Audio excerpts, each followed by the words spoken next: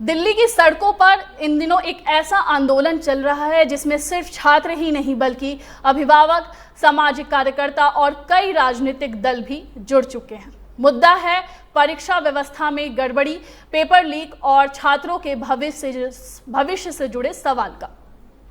प्रदर्शनकारी लगातार जवाबदेही की मांग कर रहे हैं और उनकी सबसे बड़ी मांग है कि इस पूरे मामले में जिम्मेदारी तय की जाए। इस आंदोलन ने अब राजनीतिक रंग भी ले लिया है। विपक्षी दल भी छात्रों के समर्थन में उतर चुके हैं। वहीं सरकार की तरफ से बातचीत की पहल की गई है। प्रदर्शनकारियों की मांगों को लेकर चर्चा का रास्ता खोला गया है और संसद में भी इस मुद्दे पर बात करने की बात कही गई है। लेकिन प्रदर्शनकारी सिर्फ चर्चा नहीं बल्कि ठोस कार्रवाई की मांग कर रहे हैं। अब सवाल ये उठ रहा है कि क्या सरकार दबाव में कोई बड़ा फैसला लेगी, क्या शिक्षा मंत्रालय में कोई बदलाव होगा या फिर सरकार इस पूरे मामले को बातचीत और जांच के जरिए सुलझाने की कोशिश करेगी। अगर राजनीतिक इतिहास को देखें तो आमतौर पर सरकारें सिर्फ आंदोलन या विपक्ष के दबाव में अपने मंत्रियों पर तुरंत कार्रवाई नहीं करती। ज्यादातर मामलों में सरकार पहले हालात को समझती है, राजनीतिक असर को देखती है और फिर कोई फैसला लेती है। इस मामले में भी यही देखने को मिल रहा है। सरकार के सामने चुनौती सिर्फ एक मंत्री या एक मंत्रालय भी नहीं है बल्कि ये सवाल भी है कि परीक्षा व्यवस्था पर छात्रों और युवाओं का भरोसा कैसे वापस लाया जाए, क्योंकि ये मामला सिर्फ एक परीक्षा तक सीमित नहीं है। देश भर में लाखों छात्र प्रतियोगी परीक्षाओं की तैयारी करते हैं। उनके लिए परीक्षा सिर्फ एक पेपर नहीं होती बल्कि कई सालों की मेहनत, उम्मीद और परिवारों के सपनों से जुड़ी होती है। जब ऐसी परीक्षाओं पर सवाल उठते हैं तो इसका असर सिर्फ छात्रों पर नहीं बल्कि पूरे समाज पर पड़ता है। यही वजह है कि इस आंदोलन को पहले के कई विरोध प्रदर्शनों से अलग देखा जा रहा है। इसमें बड़ी संख्या में युवा और उनके परिवार जुड़े हुए हैं। हालांकि किसी भी आंदोलन का राजनीतिक असर कितना होगा यह इस बात पर निर्भर करता है कि वो कितने समय तक चलता है और जनता के बीच उसका असर कितना बना रहता है।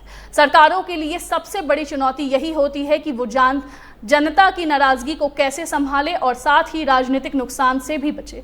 कई बार सरकारें बड़े फैसले तभी लेती है जब उन्हें लगता है कि किसी मुद्दे का सीधा असर चुनाव या जनता के समर्थन पर पड़ सकता है। फिलहाल इस पूरे मामले में एक तरफ छात्र और प्रदर्शनकारी अपनी मांगों पर डटे हुए हैं तो दूसरी तरफ सरकार बातचीत के जरिए रास्ता निकालने की कोशिश कर रही है। अब आने वाले दिनों में ये देखना अहम होगा कि बातचीत से कोई समाधान निकलता है या फिर आंदोलन और बड़ा रूप लेता है, क्योंकि आखिर में सवाल सिर्फ एक पद का या एक व्यक्ति का नहीं है।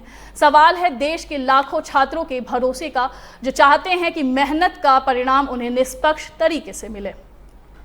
चलिए अब बात करते हैं केंद्रीय कृषि मंत्री शिवराज सिंह चौहान की, जिन्होंने इस पूरे मुद्दे पर अपनी राय रखी है। क्या कुछ कहा शिवराज सिंह चौहान ने, सुनिए।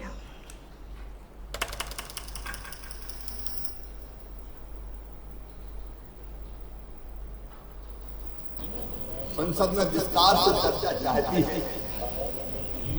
हम नीट और पेपर लीक के मामले में व्यापक चर्चा चाहते हैं, लेकिन दुख की बात है बार बार विपक्ष चर्चा से भाग रहा है और अपना स्टैंड बदल रहा है। पहले कहते थे चर्चा कराओ, चर्चा के लिए तैयार है, अलग नियम के अंतर्गत कराओ, उस नियम के अंतर्गत भी तैयार है, लेकिन विपक्ष इसके बाद भी चर्चा नहीं करना चाहता। माननीय प्रधानमंत्री जी ने स्पष्ट रूप से कहा है छात्रों के कल्याण से बढ़कर हमारे लिए कुछ नहीं है। और इसलिए जिनने पेपर लीक जैसा अपराध किया, फास्ट ट्रैक कोर्ट बनाया जाएगा, मुकदमा चलेगा, सख्त से सख्त सजा दी जाएगी।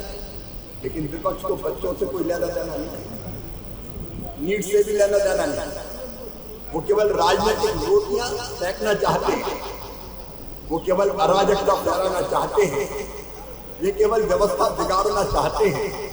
लेकिन एनडीए, भारतीय जनता पार्टी सरकार चर्चा चाहती, चर्चा। मैं प्रतिपक्ष से आग्रह करता हूं कि आए सदन के अंदर और चर्चा करें, हर पहलू पर चर्चा करें पेपर लीक और बेहतर युवाओं के भविष्य के लिए हम खुल के बातचीत और चर्चा करें। चर्चा से क्यों भाग रहे हैं?